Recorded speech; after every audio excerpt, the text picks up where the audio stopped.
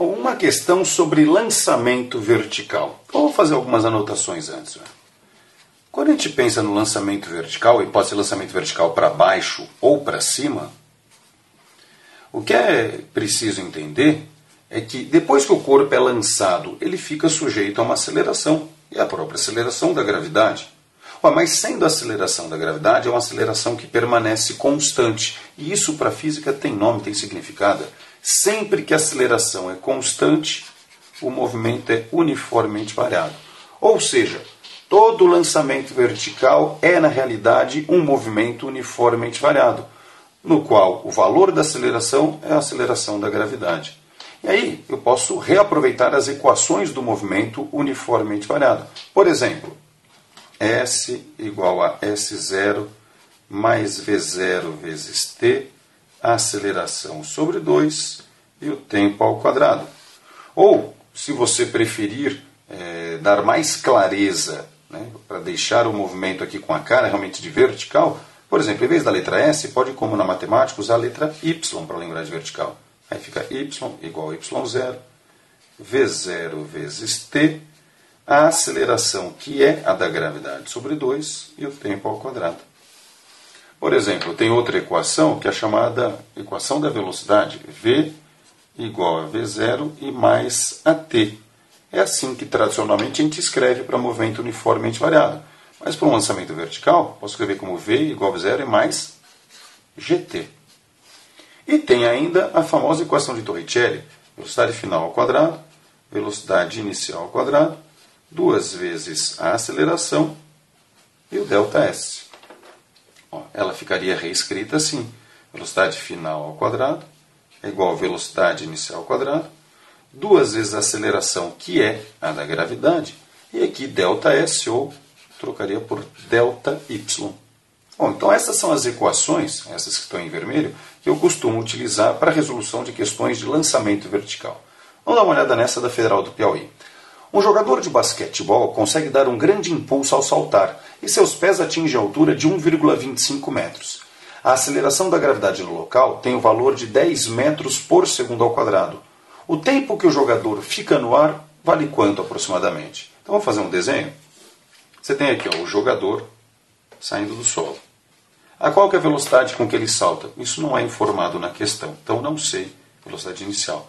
Mas eu sei que ele atinge aqui uma certa altura máxima de 1,25 metros. Mas essa é a altura máxima que ele consegue chegar. Ao chegar ali, ele inverte o sentido do seu movimento e passa a descer. Então, nesse momento, para ocorrer a inversão, a velocidade vale 0.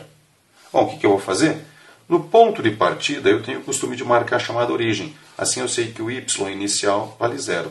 Como o movimento ocorre para cima inicialmente, acredito ser mais fácil marcar para cima a orientação de trajetória. Só cuidado, se para cima é a sua trajetória, o g que está para baixo, se para cima é o sentido positivo, g que está para baixo vai ser usado nessa questão com sinal negativo.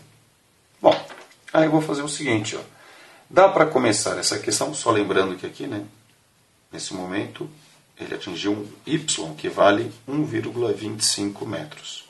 Bom, dá para começar essa questão, por exemplo, utilizando a equação de Torricelli.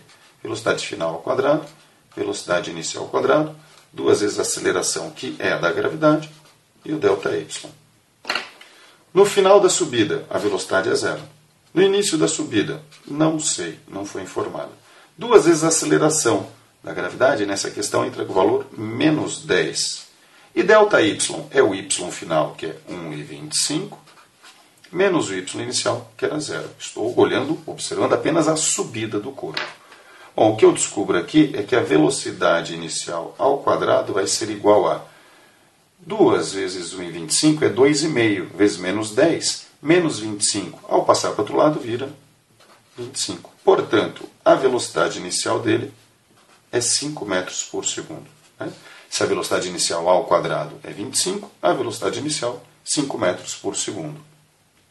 E aí eu posso descobrir quanto tempo ele leva na subida, fazendo assim, V igual a V0 e mais GT.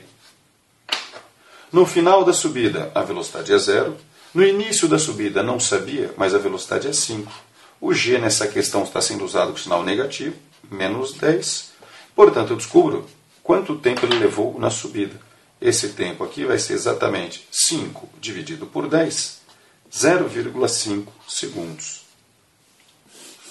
Só que ele perguntou quanto tempo o jogador fica no ar, e não quanto tempo ele leva para subir. Então ele quer o tempo total.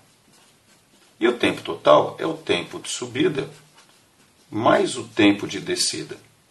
E aí uma propriedade interessante de saber é o seguinte: o tempo de subida e o tempo de descida, eles são aqui exatamente iguais. Então esse tempo total vai ser igual a... Para subir, ele levou 0,5 segundos. Então para descer, ele leva também 0,5 segundos.